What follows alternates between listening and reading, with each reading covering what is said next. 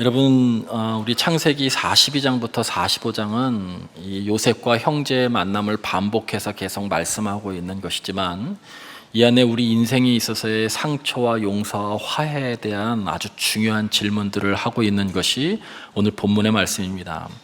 여기에 포인트는 이 흉년의 주범이 하나님 없이도 살 수 있다라고 하는 인간들이죠. 여러분, 인간의 힘으로는 결코 인생의 흉년을 이겨낼 수 없음을 성경에서 이야기하고 있고, 요셉의 그 통치의 모습이 오실 메시아를 예표, 미리 보이는 징조와 같은 그런 것들을 성경에서 말씀하고 있습니다.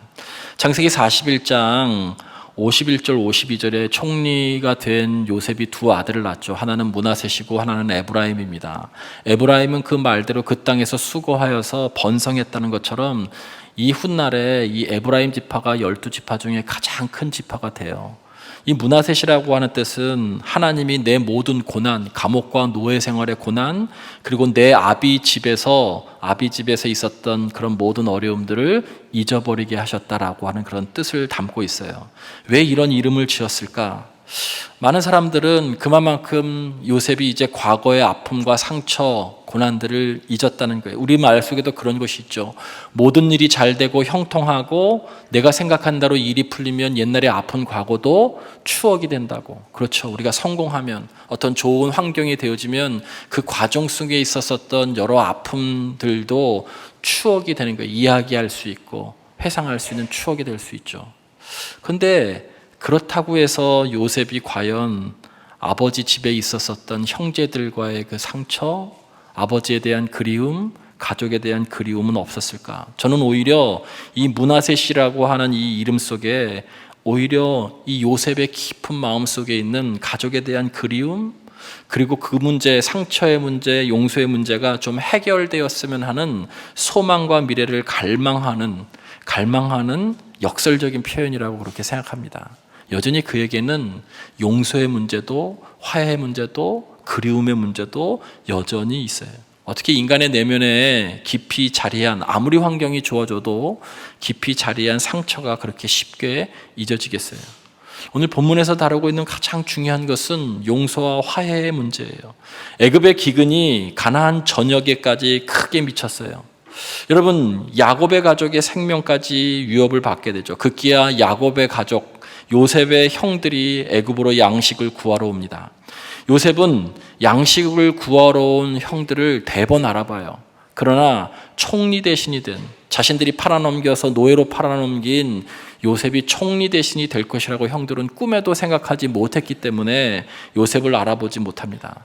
요셉은 이 형들에게 누명을 씌우고 그의 동생 베냐민을 만나게끔 하기를 원하죠. 그래서 정탐꾼으로 오늘 성경에 보면 몰아붙입니다. 사지로 몰아붙이는 거예요.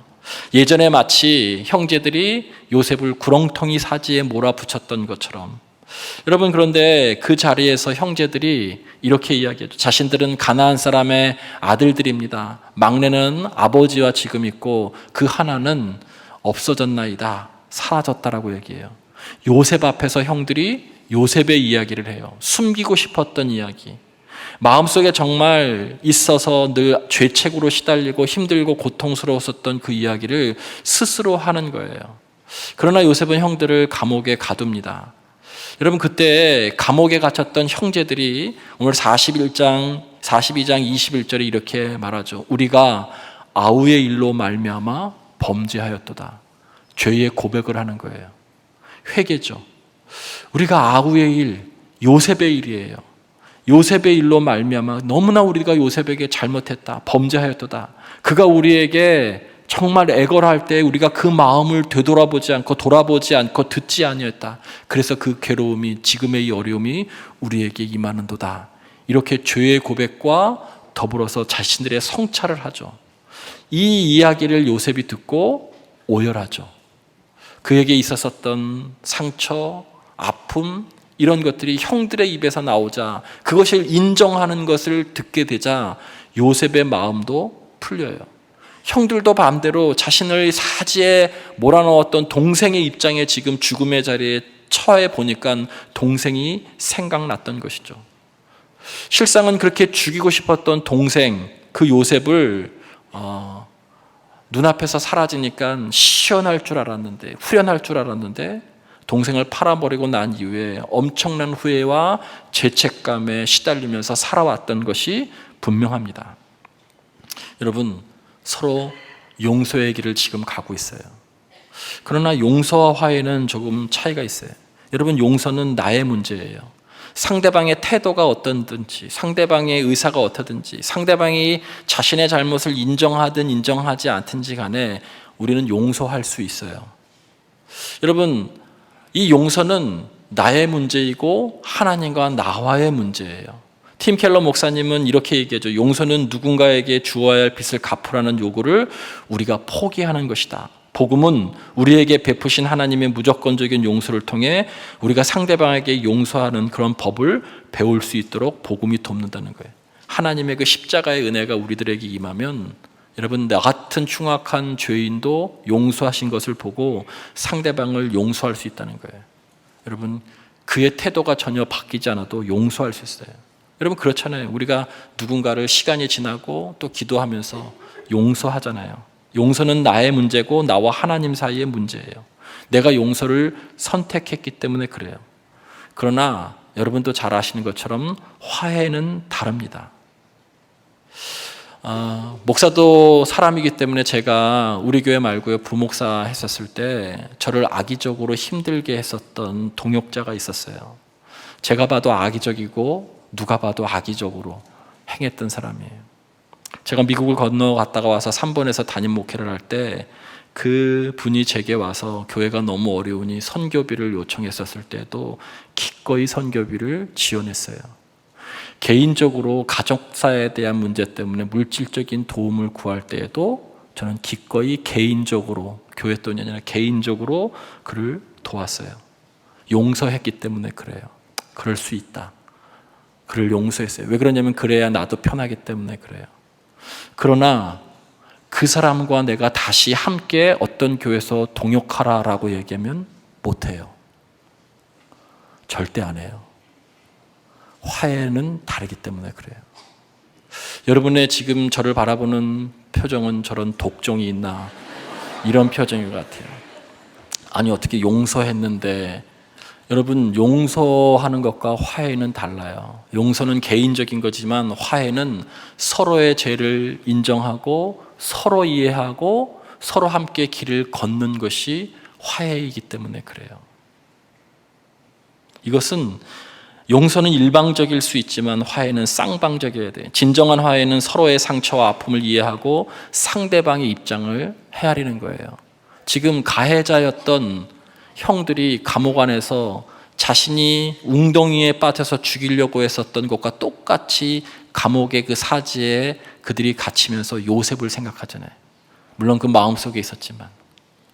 여러분, 요셉 역시 또 피해자였어요. 그런데 그도 역시 노예 생활을 하면서 형들의 마음을 이해하게 됐죠. 자기는 채색 옷을 입고 손 하나 까딱하지 않았는데 떼약볕에서 일하는 형들의 마음을 그때 몰랐는데 노예 생활을 하면서 노동이라고 하는 것이 이렇게 힘든 거구나. 형들이 그때 나는 놀고 있을 때, 고자질만 하고 있을 때 형들은 저 떼약볕에서 저렇게 고생하면서 이런 마음을 가졌겠구나라고 하는 것을 그 고난의 자리에서 알았던 거예요. 화해의 길로 가려면 중요한 것은 가해자와 피해자의 태도가 서로 상대방의 마음을 헤아리고 인정하는 거예요. 여러분, 가해자가 지금 진정으로 고백하죠. 우리가 범죄하였도다.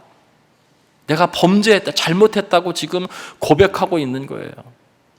그리고 더 나아가서는 이 요셉을 생각하면서 그에게 잘못한 것이 지금 우리들에게 괴로움으로 다가오고 있구나라고 정말 그들이 죄책감을 사로잡혀 있어요. 가해자도 그렇게 고백할 때 피해자도 오열하면서 우는 것이죠. 여러분, 가해자와 피해자의 태도에 따라서 화해를 할 수도 있고 하지 못할 수도 있어요. 한 달 전에 제가 예를 들어보겠습니다. 한 달 전에 제가 교통사고가 났어요. 한 6차선 도로인데 1차선이 좌회전 차선이고 나머지는 직진 차선이에요. 그날따라 이 좌회전 차선이 길게 줄을 늘어섰어요. 저는 2차선에 있었었는데 정규 속도가 50인가 60인가였는데 제가 40km 정도 미만으로 이렇게 주행을 쭉 2차선에서 하고 있었어요. 그런데 가운데에 있었던 한 차가 마음이 너무 급했던지 기다리지 못하고 갑자기 오른쪽으로 방향을 틀면서 저는 이미 지나갔고 지나가는 거의 제 뒷문을 그리고 뒷 범퍼를 많이 망가뜨렸어요. 누가 잘못한 거죠? 예, 그분이 잘못한 거예요. 차에 내려서 갓길로 세우고 서로 얘기했을 때도 그분이 내리면서 정확하게 저한테 이렇게 표현했어요. 마음이 급해서 제가 너무 급하게 운전을 했습니다. 죄송합니다. 라고 얘기했어요. 각자 보험회사를 불러가지고 보험 처리를 이제 다 하고 떠나는데 제가 저희 쪽 보험회사에게 여쭤봤죠. 이거 어떻게 처리됩니까? 저분이 잘못했다고 그러는데 여러 가지 조사를 해봐야 되겠지만 세상에 100%는 없어요. 한두 가지를 제외하고는 다 어떤 형태로든지 가해자도 있지만 피해자도 있습니다. 그래서 8대2나 9대1 나올 거예요. 선생님에게도 10%나 20% 정도가 부과될 수 있습니다. 사랑관계는 특별히 100% 가해자 없더라고요. 요셉도 어렸을 때 꿈자랑하고 형들 노동하고 있을 때 손 하나 까딱하지 않고 여러분 그런 미운 행동을 했었던 것이 있어요. 피해자이지만 10% 20% 요셉의 잘못이 있어요. 그것을 고난의 현장에서 그가 깨달은 거죠. 가해자 더 나쁘죠. 악의도 있고 고의적이기도 하고 죽이려고 했었던 거예요. 80% 90% 분명히 형들이 잘못했어요. 그런데 둘 다 고백하고 잘못을 인정하는 거예요. 그럴 때 두 사람이 함께 일할 수 있는 거예요. 용서는 내가 할 수 있지만 화해는 함께 인정하고 고백하고 할 때 함께 일을 할 수 있는 것이죠. 회사 생활할 때 인간관계 때문에 얼마나 힘드세요. 여러분 다 이런 것 때문에 그런 거죠. 어떨 때는 저 사람이 100% 잘못하고 나는 완전한 피해자라고 생각하기 때문에 그 억울함 때문에 견디지 못하는 거죠. 여러분 가해자는 철저하게 자기의 죄를 자기의 잘못을 고백하고 인정하고 상대방에게 사과해야 되는 거예요. 그래야 함께 갈 수 있는 거예요. 지금 오늘 성경은 그 모습을 우리들에게 보여주고 있는 거예요. 여러분 제가 PPT 화면을 보여줄 텐데 여러분의 직장생활, 가정생활, 특별히 교회에서 생활할 때 이거 잘 보세요. 창세기에 보면 인간의 성숙의 발달 과정에 대해서 나와 있어요. 첫 번째 단계는요, 인간을 창조하시고 하나님께서 가장 좋은 그런 에덴 동산에 두셨다는 거예요. 은혜의 단계예요. 은혜를 누리는 단계예요. 우리가 어렸을 때 부모님이 우리를 낳아주시고 부모님의 보호 아래서 가장 좋은 환경 속에서 여러분 누리고 사는 그 은혜의 단계예요. 두 번째 단계는 성숙하면 성장하면요 선악을 알게 하는 나무 열매를 먹으면 죽는다는 단계예요. 이제 법질서를 사회적으로는 해야 될 일과 하지 말아야 될 일들을 알게 되는 법질서를 알게 되는 것이죠. 성경적으로는 진리의 말씀을 아는 거예요. 누가 창조주이고 누가 피조물인가를 알게 되는 것이죠. 거기에 따라서 내가 어떻게 행동해야 되는지, 무엇을 해야 되는지, 어떻게 살아가야 되는지를 알게 되는 법과 진리의 단계예요. 두 번째 단계는. 세 번째 단계는 그 법과 진리의 기본적인 토대 안에서 은혜와 법과 진리의 기본적인 베이스 속에서 사명의 단계로 넘어가는 거예요. 아담이 동물의 이름을 짓고 에덴을 관리했던 것처럼 일하는 거죠. 여러분, 네 번째 단계는 나와 다른 사람을 만나는 거예요. 돕는 배필, 나와 다른 존재, 관계적 존재로 창조함으로 인해서 관계적 존재로 여러분 우리들을 하나님께서 성숙시키려고 하는 거예요. 그 관계를 통해서. 여러분, 그런데 서로 다른 존재가 서로 다른 삶의 상황을 살았던 사람들을 함께 일함으로 해서 나를 되돌아보기도 하고 철이 철을 깎기도 하고 그 과정 가운데서 다른 존재를 인정하면서 나도 넓어지고 통합의 차원으로 가는 거예요. 모든 사람을 아우를 수 있는 넓은 품으로. 여러분, 그때 비로소 다른 사람과 일할 때 이 통합의 차원에 일할 때 훨씬 하나님의 일에 가까워질 수 있는 거예요. 근데 대부분의 사람들이 어디에 많이 머무느냐면 2단계에 많이 머물러요. 은혜를 알고 성경 공부도 열심히 하죠. 저에게 성경 공부 좋아하시는 것도 알아요. 성경 공부 열심히 하죠. 여러분, 근데 성경 공부의 마지막 골이 뭔지 아세요? 목표가 사역이에요. 사역. 사역을 함으로 인해서 하나님의 그 십자가의 사역, 예수님의 그 십자가의 사역, 예수님의 사역이 얼마나 힘들고 어려웠던가, 한 생명을 사랑하는 것이 얼마나 힘들고 어려웠던가를 사역을 통해서 여러분 깨닫는 거예요. 여러분, 그런데 그런 사명은 감당하지 않고 지적인 수준에 있어서 계속 성경 공부하고 뭘 많이 알게 되면 영적 비만에 시달릴 수밖에 없어요.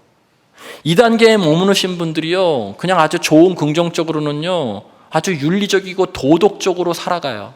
성경에서 이야기하는 것처럼. 그러나 신학자 칼바르트는 이렇게 이야기하죠. 이 세상의 어떤 사상이나 철학이나 학문으로 인간을 윤리적인 존재로는 만들거나 개선할 수는 있어도 인간의 구원의 문제, 인간의 근본적인 가치관의 문제, 변화, 진정한 영생의 삶, 이런 것들은 불가능하다는 거예요. 십자가를 체험하지 못하고 사명을 감당하면서 예수 그리스도의 사역이 이렇게 힘든 거였구나, 생명을 살리는 사역이 이렇게 힘든 거였구나라고 하는 것들을 깨닫지 못하고 그냥 성경만 많이 알고 듣고 하면 여러분, 결국 그것이 오히려 영적인 비만이 되는 거예요. 우리들도 뭐 많이 먹고 활동하지 않으면 결국 비만이 생겨서 질병이 있는 것과 똑같은 거예요. 그때부터 어떤 생각이 드냐면, 내가 알고 있는 법, 내가 알고 있는 진리, 내가 자의적으로 해석한 성경, 내가 알고 있는 신앙의 어떤 관점, 자의적으로 해석한 거기에다가 세상의 경험까지 합치게 되면요, 이것은 누구도 어떻게 할 수 없는 자기 주장, 자기 오름으로 형성하는 거예요. 그 생명을 살리고자 하는 애쓰고 힘쓰는 사명의 단계 속에 같이 고뇌하고 힘들어하고 기도하고 다른 사람들과 만나서 함께 조율하고 함께하는 이 단계에 나가지 못하는 사람들일수록, 이 단계에 머무는 사람들일수록 자기 신념에, 자기 윤리적인 척도에 여러분 상대방을 정죄하고 힘들게 만드는 거예요. 여러분, 예수님께서 가장 꾸짖으셨던 집단이 누구냐면 율법주의자들이죠. 그게 2단계에 있는 사람들이에요. 외식하는 바리새인과 서기관들, 손 하나 까딱하지 않으면서 말로는 사람들이라 이러라 저래라 하는 사람들, 형식주의자들, 율법주의자들, 그 2단계 사람들이에요. 점잖게 이야기하지 않는 분들도 있어요. 그냥 이렇게 인간적으로 보면 품성도 좋으시고 그리고 정말 법질서도 잘 지키죠. 그러나 근본적으로 십자가의 공로를 경험해보지 못한, 보혈을 경험해보지 못한 거예요. 여전히 자기 틀이 있는 거죠. 그러니까 자기 틀이 있기 때문에 그 틀에서 벗어나는 사람은 표현하시는 분도 있고 표현은 하지 않지만 마음속에 저 사람은 X표를 치고서 함께 이야기하거나 일하지 못하겠다고 하는 분들이 있죠. 2단계에 있는 분들이에요. 율법주의자들. 왜 그러냐면 그것으로는 생명을 살리지 못하기 때문에 그래요. 생명을 살리지 못하기 때문에. 통합할 수 있는 사람, 아우를 수 있는 사람, 그래서 그 품으로 사역할 수 있는 사람이 하나님의 영에 감동된 사람이고 그 사람들과 함께 하나님의 나라를 이룰 수 있는 것이죠. 여러분, 몇 단계에 계신가요? 오늘 본문은요, 기독교의 세계관과 인생관도 짧게 설명하고 있어요. 여러분, 기근 때문에 요셉이 가족을 다시 만나게 됩니다. 그런데 더 넓게는 이 모든 과정은 하나님의 구원의 역사에 의해서 세계가 움직이고 있는 것을 설명하기도 해요. 어중간한 기근으로는 형제의 상봉할 수 없었어요. 그런데 어마어마한 기근이 와서 애굽의 양식을 구하러 간 것이죠. 이 모든 것이 하나님의 구원의 계획 안에 있다는 거예요. 그럼 결국 하나님의 구원의 경륜 속에 기근이 있고 그 안에 인생이 있는 거예요. 이 말씀은 세계를 움직이고 계신 분이 하나님이시라는 거예요. 그분의 경륜 안에 우리가 있다는 것이죠. 이것이 우리가 가져야 될 기독교적인 세계관이에요. 이 세계관이 있을 때 고난도 새롭게 인식하죠. 노예 생활과 감옥의 생활은 요셉이 육신의 아버지에게는 배울 수 없었던 거예요. 오히려 가장 어떤 사람도 가고 싶지 않은 노예와 감옥 생활을 통해서 요셉은 타인의 마음을 헤아리기 시작했고 형들의 마음도 헤아리기 시작했고 훨씬 더 깊고 넓은 마음을 갖게 됐어요. 고난의 현장에서. 그것이 바로 고난받는 것이 내게 유익이라는 것이죠. 우리의 삶에 일어나고 있는 여러 사건들을 하나님의 구원의 경륜으로 해석할 수 있을 때 고난도 이길 수 있는 거예요. 우리의 삶 가운데 일어나고 있는 관계적인 아픔이든 모든 어려움이든 어떤 사건이든 하나님의 구원의 큰 틀 안에서 세계를 옮기시고 인간의 실존을 다스리고 계시는 그분의 경륜 안에서 해석할 수 있을 때 내게 있는 고난을 비로소 이겨낼 수 있는 거예요. 그것이 그리스도인의 인생관이에요. 여러분, 그 안에서 고난 안에 용서와 화해라고 하는 것이 있어요. 근데 우리가 중요한 포인트는 뭐냐면 형들이 자신의 가해자로서의 죄를 인정했듯이 요셉도 고난의 자리에서 형들의 마음을 이해했다는 거예요. 그러면서 서로 쌍방이 이해하고 인정하면서 함께 손을 잡을 수 있었던 것이죠. 이게 마지막 통합의, 이게 마지막 성숙의 자리예요. 그 마음으로 하나님의 일을 해야 되는 거예요. 우리가 너무 이해할 수 없는 것은요, 세상은 그렇다 할지라도, 아니 그리스도인들이 직장 생활하고 가정 생활하면서도 그렇게 해야 되지만 더더군다나 교회 안에서 그럴 이유가 없어요. 다 하나님의 일을 하자고 하는 건데 나랑 다르다고 해서 그래서 얻을 게 뭐가 있으신데. 여러분, 근데 많죠. 선교회 일을 하면서 속회하면서 못마땅한 분 많죠. 저 못마땅한 분 계시죠? 저는 용서했어요. 사랑 관계가 그런 거예요. 근데 우리가 진짜 조심해야 될 것은 뭐냐면 나는 100% 피해자라는 생각이에요. 저 사람은 100% 가해자라는 생각. 그러면 해결될 수가 없어요. 그래서 제가 이전에도 설교 때 말씀드렸죠. 너희 관용을 모든 사람에게 알게 하라. 주께서 가까우시니라. 빌립보서 4장 5절 말씀에 관용이 뭐예요? 관용이 뭐라고 알려드렸어요? 옳은 것보다 더 큰 것. 내가 그 상대방을 이해할 때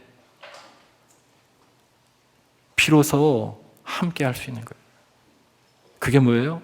내가 옳지만 너희 관용을 모든 사람에게 알게 하라. 주께서 가까우시니라. 옳은 것보다 더 큰 것이 관용이에요. 옳은 것보다 더 큰 게 뭐예요?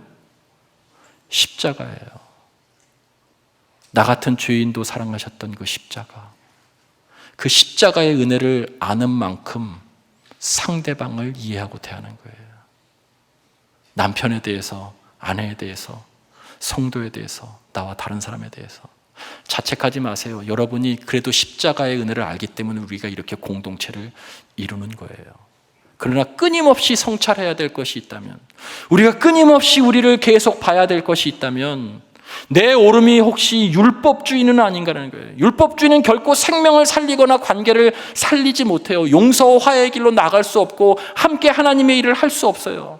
그렇게 옳다고 주장하는 그것이 혹시 그런 건 아닌가? 내가 십자가의 은혜를 아는 만큼 결국 나의 죄도 나의 잘못도 고백하는 거고 상대방도 품어 안는 거예요. 교회의 사역은 십자가예요. 오늘 장로님이 기도하신 것처럼. 예수 그리스도의 십자가를 알 때의 그 은혜만이 세상을 바꿀 수 있다고 믿는 것이 우리의 신앙인 거예요. 여러분의 부부관계, 자녀와의 관계, 성도와의 관계, 직장 동료의 관계도 마찬가지예요.